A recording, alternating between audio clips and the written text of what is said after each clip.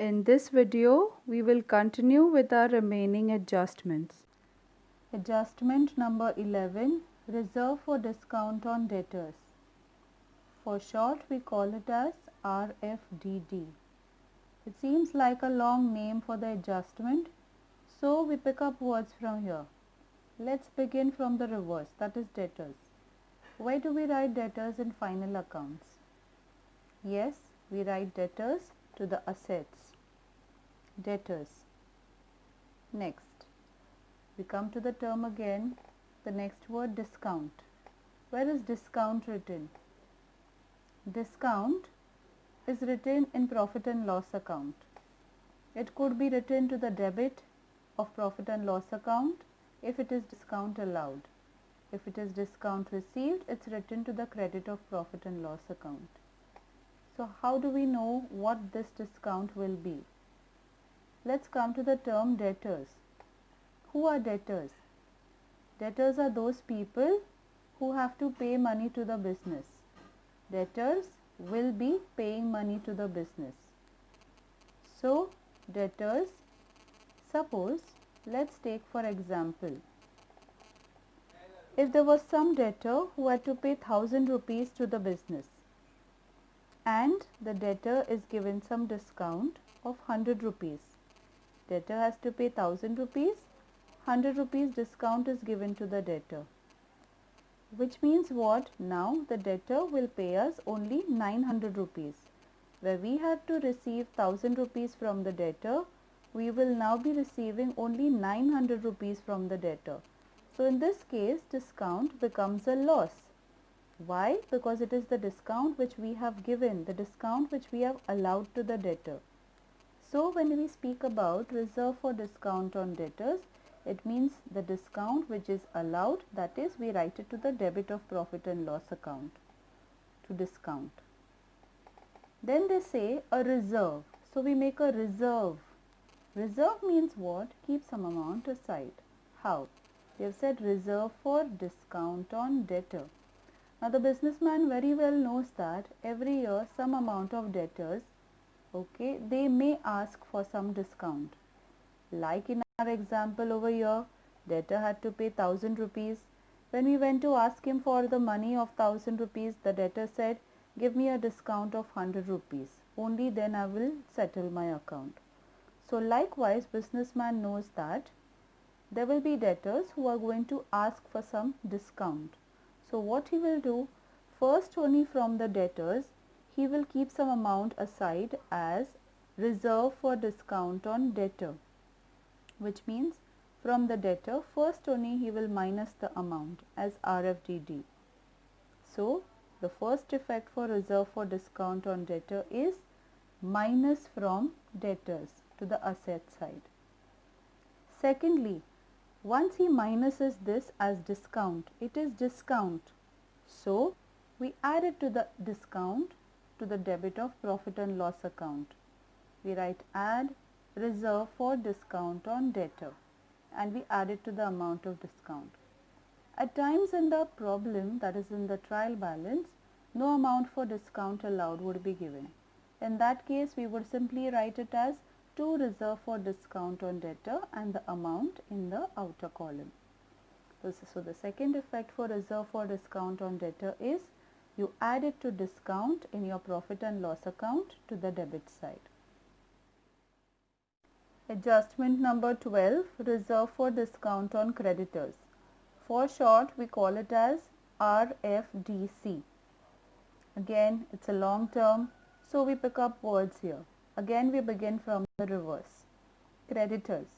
Where do we write creditors in final accounts? Yes, we write them to the liabilities side in the balance sheet. Creditors.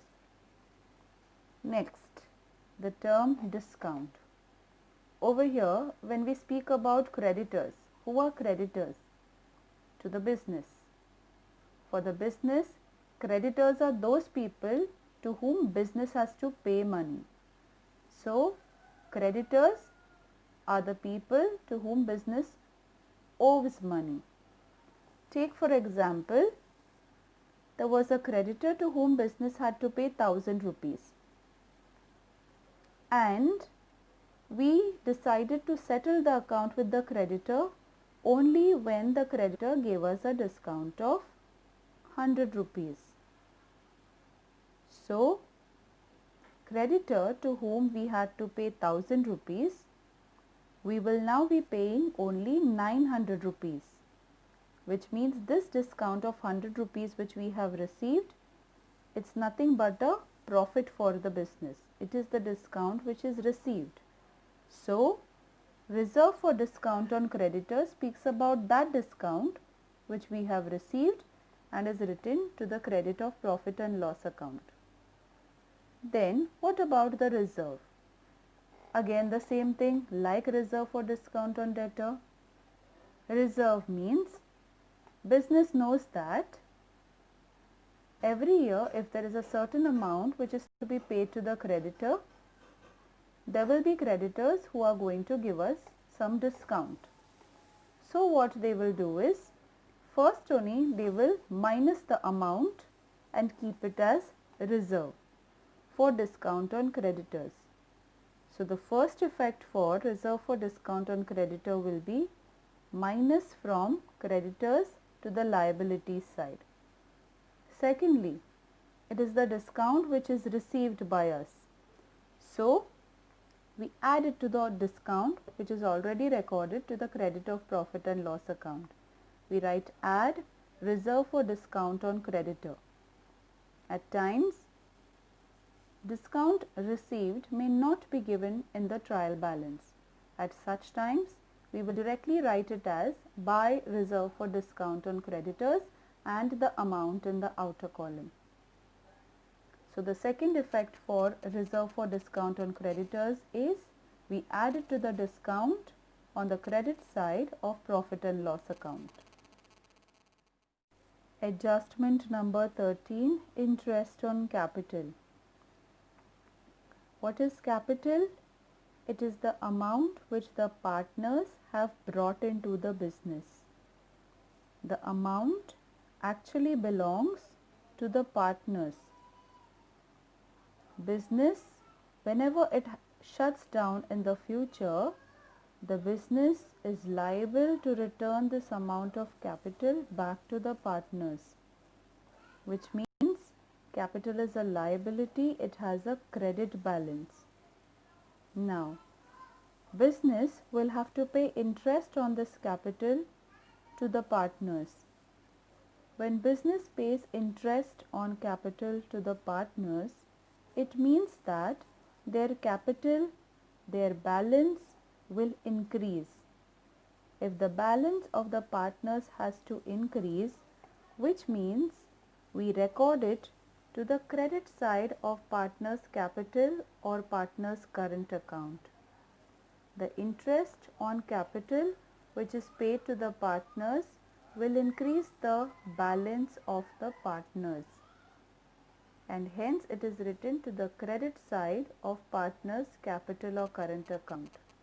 So the first effect for interest on capital, we write it to partners' capital or partners' current account credit side. Secondly, this interest on capital will be paid by the business to the partners, which means it is an expense for the business, and we write all the expenses in profit and loss account to the debit side. We write it as to interest on capital. In our example, we have two partners A and B. So we write A's interest on capital, B's interest on capital. So the second effect for interest on capital will be profit and loss account to the debit side. Adjustment number 14, interest on drawings. Drawings is that amount which the partners may withdraw from the business for their personal use. It is just the opposite of capital, where capital is the amount which is brought in by the partners. So, when partners withdraw money from the business for their personal use, the business may charge them interest on these drawings. So, the partners have to pay this interest on drawings to the business. When partners are paying interest on drawings to the business, their balance in the business will reduce. And so, interest on drawings, since it reduces the balance of the partners in the business, so we record it to the debit side of partner's capital or partner's current account. We write it as interest on drawings. The first effect for interest on drawings, partner's capital or partner's current account to the debit side. Interest on drawings will be received by the business from the partners. So it is an income for the business. This income we would record in the profit and loss account to the credit side. We would record it as by interest on drawings. In our example, we have partners A and partner B. So the second effect for interest on drawings would be profit and loss account to the credit side. Adjustment number 15, interest on investments. Investments could be of any type. It could be investments in fixed deposit, it could be loans given by the business, advances given by the business, any of that. So, on these investments, we will be receiving interest. Since we will be receiving interest, this interest we will record it to the credit side of profit and loss account. Profit and loss account is a nominal account. Credit all the incomes. So to the credit side we write by interest on investments. The first effect for interest on investments, profit and loss account to the credit side. Secondly, this is the amount of interest that is receivable and hence we add it to the amount of investments in the assets of the balance sheet. We write add interest receivable and the total amount. So the second effect, we add it to the investments to the asset side. Adjustment number 16, interest on bank loan or bank overdraft or any kind of loans. That is interest on liability. For any liability, we may have to pay interest. Like, example, bank loan we have taken, the business has taken bank loan. So we have to pay, that is the business has to pay interest on this bank loan. Since the interest has to be paid, it is an expense. And this expense will be recorded to the debit of profit and loss account. We would record it as to interest on bank loan. So the first effect, profit and loss account to the debit side. Secondly, this interest is payable on any kind of liabilities, on the respective liabilities. Hence, we add it to the respective liability on the liability side of the balance sheet. Like in our example, bank loan, we add outstanding interest. So the second effect, we add it to the respective liability on the liability side. Adjustment number 17(1). This adjustment is with regards to bad debts. The adjustment is called further bad debts. For short, it's called as FBD. Now, let's understand each of these terms. We begin with bad debts. What are bad debts? Bad debts mean those debts which have become bad. Which means what? In the business, there will be some people who are called as debtors. Who are these debtors? So debtors are those people who have to pay money to the business. Business has to receive money from them. When these debtors decide to not pay money to the business, that is when we say the debts have become bad. and we call it as bad debts. So, when we say the adjustment is of further bad debts, in the problem there will be some amount of bad debts already given to us. These bad debts we write to the debit of profit and loss account. In the adjustment they tell us there are some further bad debts, which means what? Of the debtors, whatever amount we were supposed to receive, there will be some more debtors who are going to become bad, which means they will not be paying us the money. So if the debtors don't pay us the money, then the number of debtors, the amount of debtors will become less, and so further bad debts we minus from the amount of debtors. We write minus further bad debts from the debtors. Now if the debtors don't pay us the money, means they become bad debts. So if my debtors is reducing, the bad debts will definitely increase. So where we have written two bad debts first, there will be some more addition to the bad debts. So we write plus further bad debts, and that's how the amount of bad debts increases. So the two effects for further bad debts will be, number one, you minus from the debtors to the asset side because the debtors are becoming bad. And number two, we add it to the amount of bad debts because the amount of bad debts is going to increase now. Adjustment number 17.2. This adjustment too is with regards to bad debts, but the name of this adjustment will be New Reserve for Doubtful Debts, that is new RDD. Now what is this new RDD? So in adjustment 17.1 we have already seen that of the debtors, some of the debtors they became bad, the debts became bad, and so our amount of bad debts increased.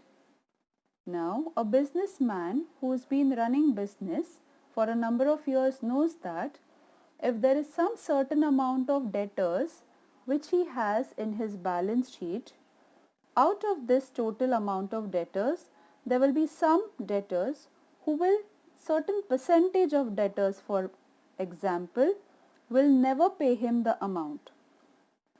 So what the businessman will do is, from the debtors, first only he will minus some amount as new reserve for doubtful debts. So if he is from the debtors keeping some amount aside as reserve for doubtful debts, which means from the debtors he will minus the new reserve for doubtful debts, and that is how the amount of debtors has already reduced. So if the amount of debtors has reduced, which means the amount of bad debts will definitely increase. The debtors are not going to pay the money, so that becomes bad debts. So the second effect for this is we add it to the amount of bad debts. We add it as new reserve for doubtful debts, and the amount of bad debts increases.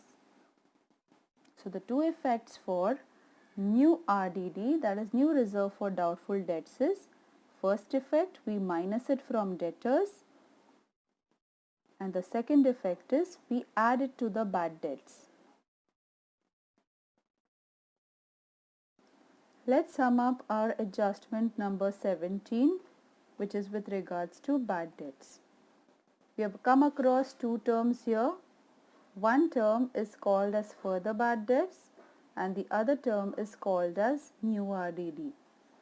So in the bad debts adjustment, we have the profit and loss account which is affected and the balance sheet which gets affected. The two balances which get affected is the bad debts and the debtors. Let's begin with further bad debts. There are some bad debts which are already given in the profit and loss account in the trial balance. There will be some further bad debts means some of the debtors will not pay us the money. So we minus the amount of further bad debts. We minus from debtors, we add it to bad debts. Second adjustment is with regards to new RDD. Business knows that every year certain percentage of debtors will not pay the money. So they will first only keep some reserve for doubtful debts. So from the debtors, further bad debts is deducted, and from this net amount, further certain percentage of new RDD will be deducted. So again minus from debtors and add the new RDD to the bad debts. Now this new RDD is the RDD, that is reserved for doubtful debts, which is made in the current year. Every year there will be some RDD, reserve for doubtful debts, that is made by the business. So in the previous year whatever reserve was made, that reserve is deducted because a new reserve is made in the current year. This new reserve becomes old reserve in the next year. So next year it will be again further deducted if need be.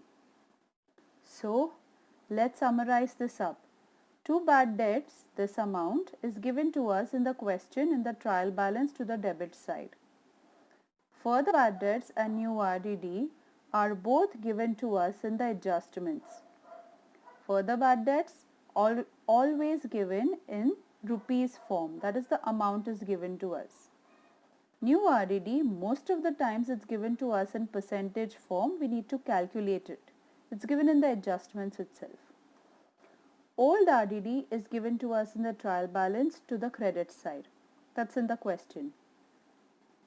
Same way over here again. Debtors is the amount which is given to us in the trial balance to the debit side. Further bad debts and new RDD, as I have mentioned earlier, both are given in adjustments. Further bad debts in the rupees form and new RDD is given to us in percentage form. So the table for bad debts in profit and loss account and the table for debtors in the balance sheet. Adjustment number 18, unrecorded purchases. We say unrecorded. Unrecorded means these purchases are not recorded. So, purchases. Where are purchases recorded in final accounts? They are recorded in the trading account to the debit side. In the adjustment they tell us there are certain amount of purchases which are not recorded. They are unrecorded. If they are unrecorded, they are not recorded. So what do we do now? We record them now. And how do we record them? We add them to the purchases. We write 2 purchases plus unrecorded purchases. That gives us the total amount of purchases. The first effect for unrecorded purchases, we add it to the purchases. Further, what would be the second effect? So, whenever we get the adjustment with regards to unrecorded purchases, in such adjustment it is always assumed that these purchases are made on credit basis. Now purchases are made on credit basis means what? Credit purchases. Meaning we have purchased the goods but we have not made payment for those goods. We have purchased but the amount is yet payable. The amount is yet payable means we are liable to pay that amount. We are liable to pay the amount, so the second effect goes to liability side. Now the persons to whom we are liable to pay some amount, the person to whom business has to pay money, that person is called as a creditor. In the trial balance, already some amount of creditors may be given to us. Further, since we have purchased goods on credit, there will be an addition to these amount of creditors. So the second effect, what do we do with unrecorded purchases?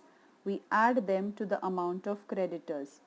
So we have creditors plus unrecorded purchases. So the second effect for unrecorded purchases will be we add them to the creditors. Unrecorded sales, adjustment number 19. Again, unrecorded will mean not recorded. And it is sales. We write sales to the credit side of trading account. They say sales are unrecorded, means they are not recorded. Maybe we forgot to record them.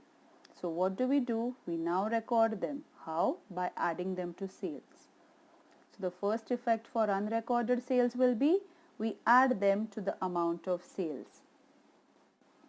Secondly, here also when we have unrecorded sales, it is assumed that these sales are on credit basis, which means what? We have sold the goods but we have not yet received the amount for those sales. The amount is yet receivable. Where do we record receivables? We record all receivables to the asset side in the balance sheet. The people, the persons from whom business has to receive money, those persons are called as debtors. Some amount of debtors we have already recorded, plus there will be some more debtors for credit sales. So the amount of our debtors will further increase, and we write as plus the debtors arising from unrecorded sales, and so the total amount of debtors. So the second effect for unrecorded sales will be add to the debtors. Adjustment number 20, bills receivable dishonored. Bills receivable. It is receivable, we write it to the asset side. We write it to the assets. What are bills receivable? Some bills which are receivable. From whom? Now what are bills receivable? There are debtors in the business from whom business has to receive money. At times, business may make a bill in the name of these debtors. So the amount on the bill is receivable from the debtors. Okay? Now, our adjustment says these bills receivable are dishonored, which means on the day we went to ask money from the debtors for these bills receivable, the debtors have not paid us the money. They have dishonored the bills receivable. They have not paid money on this bills receivable. Once bills receivable gets dishonored, it is totally cancelled, which means dishonored bill we minus from bills receivable. That becomes the first effect. Now, if the bills were not honored, that is they are dishonored, those debtors yet continue to remain our debtors. So, which we had first included in bills receivable, those debtors we again include them in under debtors head. So the second effect for bills receivable dishonored will be we add them to debtors. So our total amount of debtors is again gone up. The two effects for bills receivable dishonored, minus from bills receivable and add to debtors. Both the effects will be in the balance sheet to the asset side. From the asset, first we minus. So that becomes a credit effect, and to the assets we add again. So that becomes a debit effect. Adjustment number 21, bills payable dishonored. Bills payable, they are payable, so we write them to the liabilities side as bills payable. They are saying here bills payable are dishonored. What is the meaning of bills payable? Bills payable means those bills which are yet payable. Business had to pay certain amount of money to the creditors. So the creditors have made a bill and we need to make payment for this bill. But instead of making payment to this bill, we have dishonored the bill, which means we have cancelled the bill. Now when bills payable gets dishonored, it gets cancelled, means we minus the amount from bills payable. The first effect, minus from bills payable. Secondly, even though we have cancelled this bill made by the creditors, yet since we have not made payment to the creditors, they continue to remain our creditors.